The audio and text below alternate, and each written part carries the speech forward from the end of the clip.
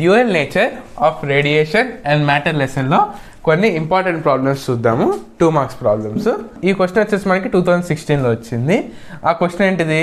Give example of photosensitive substances, why are they called so. అసలుకి ఈ photosensitive substances అంటే ఏంటిదో మనం ఒకసారి చూద్దాము. So in 1897 discovery of electrons showed that light causes electrons emission from the emitter plate.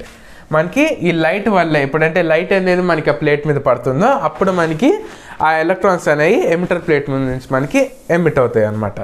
So emitted electrons are negatively charged and are pushed towards a collector plate by an electric field అనమాట.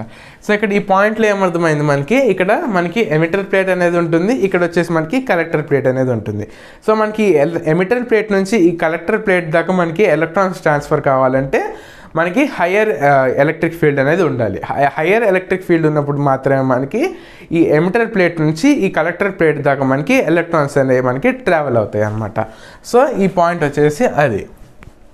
So Halrich and Leonard observed no electrons were emitted if the light frequency was below threshold. మనం ఇందాక discuss చేసుకున్నాం కదా threshold energy. So ఇక్కడ మనకి threshold energy కంటే ఈ light frequency కనుక మనకి తక్కువ ఉంటే మనకి ఈ మెటల్ యొక్క సర్ఫేస్ అంటే ఏ మెటీరియల్ యొక్క సర్ఫేస్ నుంచి అయినా మనకి ఎలక్ట్రాన్స్ అనేవి మనకి ఎమిట్ కావన్నమాట. So the threshold frequency varies by material మనకి ప్రతి మెటీరియల్కి ఒక్కొక్క different types of threshold energy అనేవి ఉంటాయి అన్నమాట. ఎప్పుడైతే ఆ లైట్ ఫ్రీక్వెన్సీ అనేది మనకి థ్రెషోల్డ్కి మ్యాచ్ అవుతుందో అప్పుడు మాత్రమే మనకి ఎలక్ట్రాన్స్ అనేవి ఆ ప్లేట్ మీద నుంచి మనకి ఎమిట్ అవ్వడం జరుగుతుంది. Metals like zinc, cadmium and magnesium respond only to ultraviolet light అనమాట. ఈ మెటల్స్ మాత్రమే మనకి అల్ట్రావైలెట్ లైట్కి మనకి రెస్పాండ్ అవుతాయి. ఇంకా alkali metals like lithium and sodium react to visible light. ఈ 2 మెటల్స్ వచ్చేసి మనకి విజిబుల్ లైట్కి రియాక్ట్ అవుతాయి అన్నమాట. The emitted electrons are called photo electrons. ఈ ఏవైతే ఎలక్ట్రాన్స్ అనేవి మనకి లైట్ వల్ల ఎమిట్ అయినాయో వాటిని మనం ఫోటో ఎలక్ట్రాన్స్ అని అంటాం అనమాట. This phenomena is known as photo electric effect. So ఈ మొత్తం ఫెనామినాని వచ్చేసి మనం ఫోటో ఎలక్ట్రిక్ ఎఫెక్ట్ అనేసి అంటాం అనమాట. ఇది అసలు ఓవరాల్గా కాన్సెప్ట్.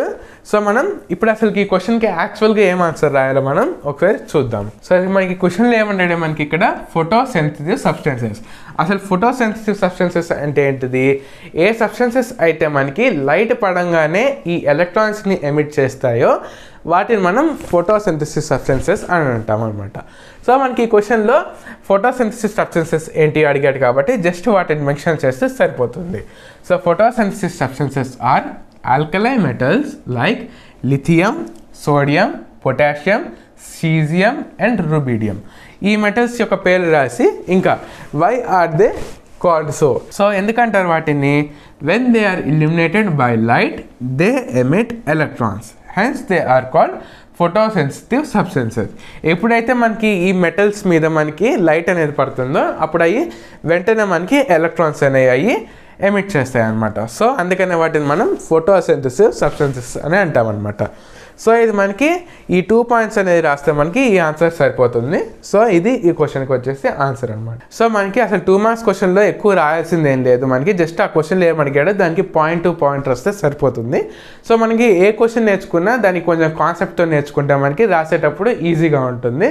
సో ఈ వీడియోస్లో మేము ఏం చేసామంటే కొంచెం ప్రతి క్వశ్చన్కి కొంచెం ఎక్స్ట్రా కాన్సెప్ట్ యాడ్ చేసి మేము వీడియో చేసాము. సో దీంతో కనుక మనం నేర్చుకున్నట్లయితే మనకి ఫర్దర్గా క్వశ్చన్ రాసేటప్పుడు ఈజీగా అవుతుంది. సో మా కాలజ్ఞాన్ ఛానల్ కనుక మీకు నచ్చినట్టయితే లైక్ చేసి షేర్ చేసి సబ్స్క్రైబ్ చేసుకోండి. Thank you.